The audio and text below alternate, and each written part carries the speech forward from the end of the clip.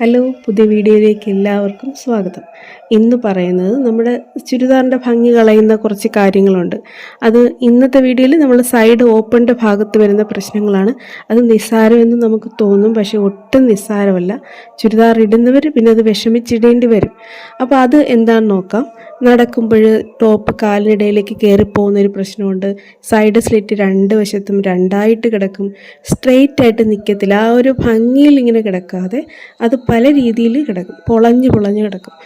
സെലിബ്രിറ്റികൾ ഇടുന്ന ഡ്രസ്സിൻ്റെ ആ ഒരു ഭംഗി എന്താണെന്ന് വെച്ചാൽ അത് വില കൂടുന്നുണ്ട് മാത്രമല്ല, നല്ല നീറ്റായിട്ട് തയ്ക്കാൻ പറ്റും. നമുക്കും പറ്റും അതുപോലെ തയ്ക്കാനും, അതേപോലെ നീറ്റായിട്ട് ഡ്രസ്സിട്ട് നടക്കാൻ നമുക്കും പറ്റും. അപ്പോൾ തുണി മടക്കുമ്പം തൊട്ട് അത് മാർക്ക് ചെയ്യുമ്പോഴും കട്ട് ചെയ്യുമ്പോഴും അത് തയ്ക്കുമ്പോഴും എല്ലാം നമ്മൾ കുറേ കാര്യങ്ങൾ ശ്രദ്ധിക്കണം. സൈഡ് സ്ലിറ്റ് തുടങ്ങുന്ന ഭാഗവും ഇത് സൈഡ് സ്ലിറ്റിൻ്റെ ഏറ്റവും താഴ്ഭാഗം ബോട്ടം ഭാഗവുമാണ്. അപ്പോൾ ഇവിടെയൊക്കെ ഓരോരുത്തർക്ക് അളവ് വ്യത്യാസമാണെങ്കിൽ പോലും നമ്മൾ പൊതുവായിട്ട് അറിഞ്ഞിരിക്കേണ്ട കുറച്ച് കാര്യങ്ങളുണ്ട്. നമുക്ക് നോക്കാം. ആദ്യമായിട്ട് നമുക്ക് തയ്ക്കാനുള്ള തുണിയെ നമ്മൾ നീറ്റായിട്ട് അയൺ ചെയ്തിരിക്കണം. ഇതുപോലെ ലൈനിങ് ടോപ്പാണെങ്കിൽ ലൈനിങ്ങും അയൺ ചെയ്യണം. അടുത്തത് നമ്മൾ ഇതിൻ്റെ ഇറക്കം, ലൈനിങ്ങിൻ്റെ ഇറക്കം മെയിൻ ടോപ്പിൻ്റെ ഇറക്കത്തിനേക്കാളും 1.5 ഇഞ്ച് അല്ലെങ്കിൽ 2 ഇഞ്ച് അതിൽ കൂടുതൽ വ്യത്യാസം വരരുത്. നമ്മൾ ടോപ്പ് എങ്ങനെ നമ്മൾ ലെവലായിട്ട് മടക്കിയിടും അതുപോലെ ലൈനിങ് നല്ല ലെവൽ തന്നെ ആയിരിക്കണം. ഒന്ന് കോണിച്ച് ചരിഞ്ഞൊന്നും മടക്കരുത്. ലൈനിങ് ലെവലല്ലാതെ നമ്മൾ കട്ട് ചെയ്താൽ അതിൻ്റെ റിസൾട്ട് വളരെ വൃത്തികേടായിരിക്കും. ഞാൻ അതിൻ്റെ ഒരു വീഡിയോ ചെയ്തിട്ടുണ്ട്. നമ്മൾ ഒരിക്കലും ചിന്തിക്കൂല നമ്മളെ ലൈനിങ്ങിൻ്റെ പ്രശ്നമാണ് ഇങ്ങനെ വന്നതെന്ന്. അപ്പോൾ വീഡിയോ കാണാത്തവർക്ക് പറഞ്ഞാൽ ലിങ്ക് ഇട്ടേക്കാം. നമ്മളെ സൈഡ് സ്ലിറ്റ് തുടങ്ങുന്ന ഭാഗത്ത് ഈ ടോപ്പിൽ വരുന്ന വണ്ണം 11 ഇഞ്ചാണ്. 10 ഇഞ്ചും 1 ഇഞ്ച് തയ്യൽ തുമ്പും. ഇനി ബോട്ടം ഭാഗം സൈഡ് സ്ലിറ്റ് അവസാനിക്കുന്ന ഭാഗത്ത് 12 ഇഞ്ചാണ്, 1 ഇഞ്ച് തയ്യൽ തുമ്പ്. അപ്പോൾ ഈ ഭാഗത്ത് ഇത് തമ്മിലുള്ള വ്യത്യാസം 2 ഇഞ്ചാണ്. ഈ 2 ഇഞ്ച് എന്നുള്ളത് നമുക്ക് 2.5 ഇഞ്ച് 3 ഇഞ്ച് വരെ ഈ വ്യത്യാസം എടുക്കാം. 3 ഇഞ്ച് എടുക്കുന്ന എപ്പോഴാണ് നല്ല ഹൈറ്റ് ഉണ്ടെങ്കിൽ, ടോപ്പ് നല്ല ഹൈറ്റുള്ള ആളിനാണെങ്കിൽ നല്ല അതേപോലെ ഇറക്കമുള്ള ടോപ്പാണെങ്കിൽ അപ്പോൾ നമുക്ക് ഈ 3 ഇഞ്ച് എടുക്കാം. പിന്നെ ഈ 11 ഇഞ്ച് എടുത്ത അതേ അളവ് തന്നെ സെയിം അതേപോലെ താഴേക്ക് എടുക്കുന്നവരുണ്ട്. അതെന്താണെന്നാ ഈ വീതി ഇവിടെ താഴ്ഭാഗത്ത് വീതി കൂടുമ്പം സൈഡ് സ്ലിറ്റ് മടക്കി പോകുന്ന സമയത്ത് ചുളുക്ക് വരാതിരിക്കാൻ, അല്ല പൊളഞ്ഞ് പോവാതിരിക്കാൻ. അത് ഇത്രയൊക്കെ വ്യത്യാസം വന്നെന്ന് വെച്ചാൽ അത് പൊളയത്തില്ല, നമ്മളത് തയ്ക്കുന്നതിൻ്റെ മിസ്റ്റേക്കാണ്. അപ്പോൾ ആ മിസ്റ്റേക്ക് വരാതെ തയ്ക്കുന്നത് എങ്ങനെയെന്ന് വീഡിയോ പറയുന്നുണ്ട്, കാണിച്ചും തരാം. 3 ഇഞ്ച് വരെ എടുക്കുക എന്നുള്ളത് ചിലപ്പോൾ ഒരു സംശയം ഉണ്ടാവാം. അതായത് ടോപ്പിന് ഇറക്കം കൂടുമ്പം സൈഡ് സ്ലിറ്റിന് ഇറക്കം കൂടും. അപ്പം നമ്മൾ 3 ഇഞ്ച് എടുത്താൽ പെട്ടെന്നൊരു ചരിവല്ല വരുന്നത്, ഇത്രയും ലെങ്തിലാണ് ഒരു ചരിവ് വരുന്നത്. അടുത്തതായിട്ട് നമ്മൾ അറിഞ്ഞ് തന്നെ ചെയ്യുന്നൊരു തെറ്റ്, നമ്മൾ അറിയാത്ത കുഴപ്പങ്ങൾ ഉണ്ടാവുന്നുണ്ട്. നമ്മൾ ലൈനിങ് വളരെ വലുതായിട്ട് കട്ട് ചെയ്യും. മെയിൻ ടോപ്പ് കറക്റ്റായിട്ട് കട്ട് ചെയ്തിട്ട് ലൈനിങ് ഓവർ സൈസായിട്ട് കട്ട് ചെയ്യും. എന്നിട്ട് ജോയിൻ ചെയ്ത ശേഷം അതിനെ കട്ട് ചെയ്ത് മാറ്റുന്ന രീതിയുണ്ട്. അങ്ങനെ ചെയ്യുമ്പോഴുള്ള മിസ്റ്റേക്ക് എന്താണെന്നറിയാമോ? വളരെ കൃത്യമായിട്ട് മാർക്ക് ചെയ്ത് വെച്ചിരിക്കുന്ന കഴുത്ത് അങ്ങോട്ടോ ഇങ്ങോട്ടോ മാറിപ്പോവും. ഷോൾഡറിൻ്റെ ആ മടക്കിൽ, കൃത്യം മടക്കിൽ ഈ ഒരു സെൻറ്ററിൽ മടക്കിൽ ആണല്ലോ നമ്മൾ കഴുത്ത് 3 ഇഞ്ചാണ് എടുക്കുന്നതെങ്കിൽ അപ്പുറത്തോട്ട് 1.5 ഇഞ്ച് ഇപ്പുറത്തോട്ട് 1.5 ഇഞ്ച് ഇതൊക്കെ അങ്ങോട്ട് സൈഡിലോട്ട് മാറിപ്പോവും. ആ ഒരു സെൻറ്ററിൽ നിന്ന് അല്ലാതാവും കഴുത്തൊക്കെ എടുക്കുന്നത്. നമ്മൾ അറിഞ്ഞുകൊണ്ട് ഒരിക്കലും ഒരിടത്ത് ഷോൾഡർ കൂടുതൽ അല്ലെങ്കിൽ ഒരു വശത്ത് കഴുത്തകലം കൂടുതൽ ഒരു വശത്ത് കഴുത്തകലം കുറച്ച് നമ്മൾ എടുക്കുമോ? ഒരിക്കലും ഇല്ല. പക്ഷേ ഈ രീതിയിൽ ചെയ്യുമ്പോൾ അങ്ങനെ സംഭവിക്കും നമ്മൾ അറിയാതെ. ഇനിയിപ്പോൾ നമ്മൾ എങ്ങനെയൊക്കെ കറക്റ്റ് ചെയ്ത് കട്ട് ചെയ്തിട്ട് 1/2 ഇഞ്ച് അധികം വന്നെന്ന് വെച്ചോ, അപ്പോൾ നമ്മളിത് ജോയിൻ ചെയ്യുന്ന സമയത്ത് അത് വ്യക്തമായിട്ട് നമ്മൾ നോക്കി മനസ്സിലാക്കിയിട്ട് വേണം ലൈനിങ് ജോയിൻ ചെയ്യാൻ. അപ്പോൾ ആ 1/2 ഇഞ്ചിൽ 1/4 ഇഞ്ച് ഒരു വശത്തോട്ടും 1/4 ഇഞ്ച് നേരെ അപ്പുറത്തെ സൈഡിലോട്ടും 2 വശത്തും തുല്യമായിട്ട് അധികം വരത്തക്ക വിധമാണ് നമ്മൾ ജോയിൻ ചെയ്യേണ്ടത്. ഇവിടെ ഇപ്പം നമ്മൾ കൃത്യമായിട്ട് കട്ട് ചെയ്ത് വച്ചിരിക്കുന്നതുകൊണ്ടാണ് ഇതിങ്ങോട്ട് മാറുന്നത് നമ്മൾ തിരിച്ചറിയുന്നത്.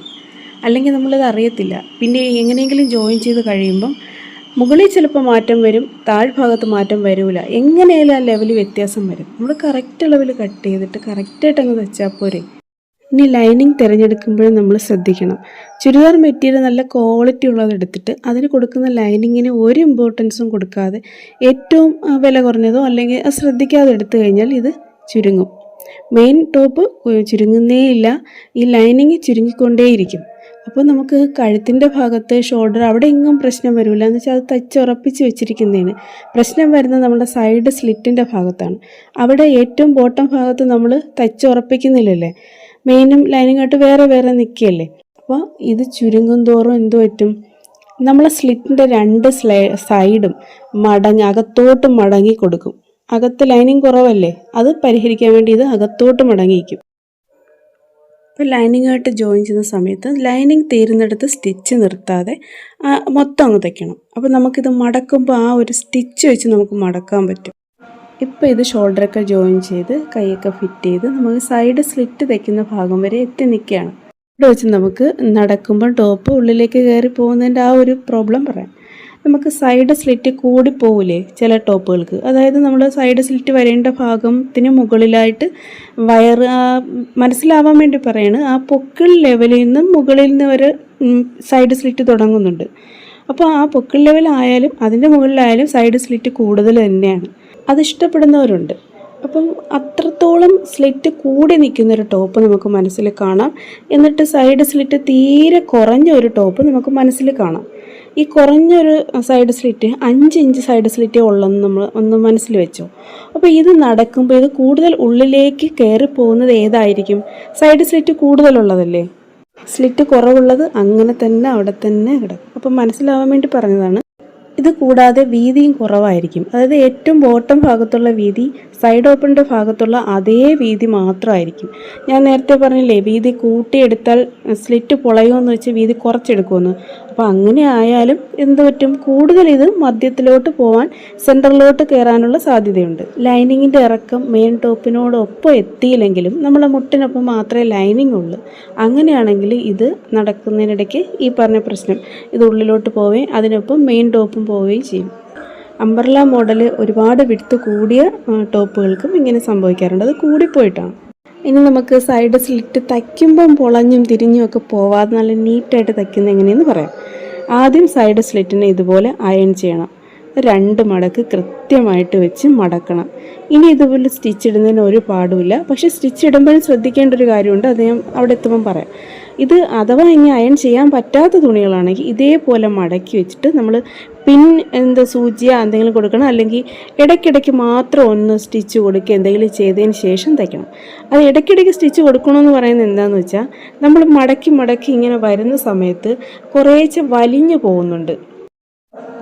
നമ്മളിങ്ങനെ ഈ മടക്കുന്നതിൻ്റെ വീതി കറക്റ്റാക്കി ഇങ്ങനെ അത് ലെവലാക്കി, അതായത് അകവശം, ഇത് അകവശമാണ്, ഇതിൻ്റെ നല്ല വശമാണ് വെളിയിൽ കാണുന്നത്, ഇതാണ് നല്ല വശം.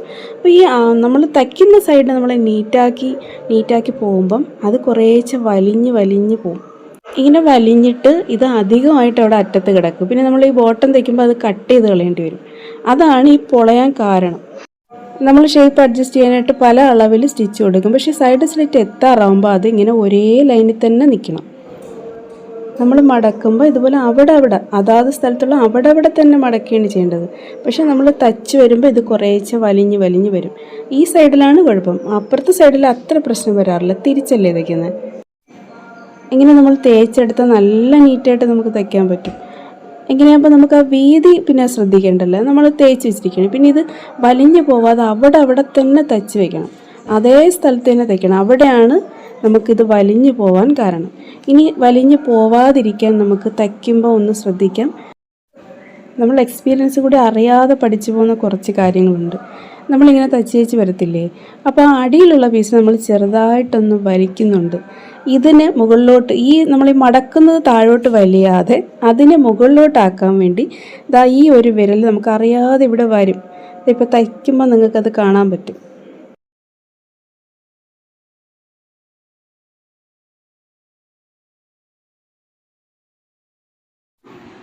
നമ്മൾ ഈ സൈഡ് തച്ച് വരുമ്പോൾ ആ ഒരു പ്രശ്നമില്ല, നമുക്ക് അനുകൂലമായ രീതിയിലാണ് ഇതിൽ തുണി ഇങ്ങോട്ട് വന്നുകൊണ്ടിരിക്കുകയാണ്.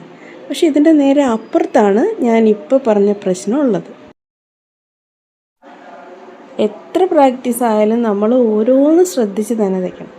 എന്തെങ്കിലും ഒരു പ്രശ്നം ഉണ്ടെന്ന് തോന്നിയാൽ അത് അപ്പം തന്നെ ക്ലിയർ ചെയ്ത് പോകണം. അല്ലെങ്കിൽ പിന്നെ അടുത്തത് എല്ലാ സ്റ്റെപ്പും കഴിഞ്ഞിട്ട് പിന്നെ അത് കറക്റ്റ് ചെയ്യാൻ നിൽക്കുമ്പോൾ എല്ലാം അഴിക്കേണ്ടി വരും. ഇവിടെ എത്തിയിട്ട് ഇങ്ങോട്ട് തിരിച്ച് ഇവിടെ കെട്ട് കൊടുത്ത് തന്നെ തയ്ക്കണം.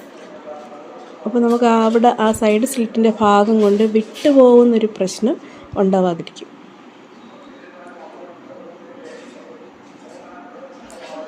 ഇവിടെ നമ്മൾ 1 ഇഞ്ച് തയ്യൽത്തുമ്പേ കൊടുക്കാറുള്ളത്. അപ്പോൾ 1/2 ഇഞ്ച് ആദ്യം മടക്കി രണ്ടാമത് 1/2 ഇഞ്ച് കൂടെ മടക്കുമ്പോൾ കറക്റ്റായിട്ടിരിക്കും. ഇവിടെയാണ് നമ്മൾ കൂടുതൽ ശ്രദ്ധിക്കേണ്ടത്, ഈ സൈഡ്. ഈ മടക്കിയ ഭാഗമാണ് തയ്ക്കും തോറും ഇത് താഴേക്ക് വന്നുകൊണ്ടിരിക്കും.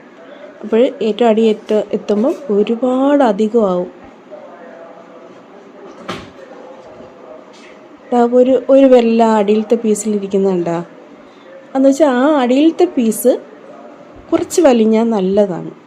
ഒരല്പം, ഒരുപാടാവരുത്, ഒരല്പം വലിഞ്ഞ് വരുമ്പോൾ ഈ മുകളിൽ ഈ മടക്ക് ഭാഗം കുറച്ച് മുകളിലോട്ടാവുകയാണ്. അത് നമ്മൾ ആ പെർഫെക്ഷനിൽ അറിയാതെ വന്നു പോകുന്നതാണ്. ഒത്തിരി നാൾ തയ്ക്കുമ്പോൾ അറിയാതെ വന്നു പോകുന്നതാണ് അങ്ങനെ.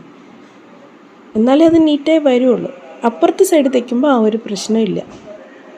പിന്നെ ഇത് അയൺ ചെയ്യാൻ പറ്റാത്ത തുണികൾ ഇങ്ങനെ മടക്കി നമ്മൾ ഇടയ്ക്കിടയ്ക്ക് പിൻ ചെയ്തതിന് ശേഷം പിന്നെ സ്റ്റിച്ച് കൊടുത്താൽ മതി. 101% ആത്മാർത്ഥതയോടെയാണ് ഞാൻ ഓരോ വീഡിയോയും ചെയ്യുന്നത്, തയ്ക്കുന്നതും അതെ. അപ്പോൾ നിങ്ങളുടെ ഒരു ലൈക്ക് എനിക്ക് വേണം. നിങ്ങൾക്ക് യൂസ്ഫുൾ ആവുന്ന രീതിയിൽ തന്നെയാണ് എല്ലാ കാര്യങ്ങളും പറയുന്നത്. ഒരു ലൈക്ക് എനിക്ക് തന്നൂടെ? ആദ്യമായിട്ട് കാണുന്നവർ ചാനലൊന്ന് സബ്സ്ക്രൈബ് ചെയ്യണം. വീഡിയോയിൽ പറഞ്ഞ ഓരോ കാര്യങ്ങൾ ശ്രദ്ധിച്ച് നിങ്ങൾ തയ്ക്കണം. നമ്മൾ തയ്ക്കുന്ന ഓരോ ഡ്രസ്സും ഓരോ സെലിബ്രിറ്റിക്കുള്ളതാണ്. അത്ര സൂക്ഷ്മതയോടെ വേണം നമ്മൾ ഓരോന്നും തയ്ക്കാൻ. Thank you.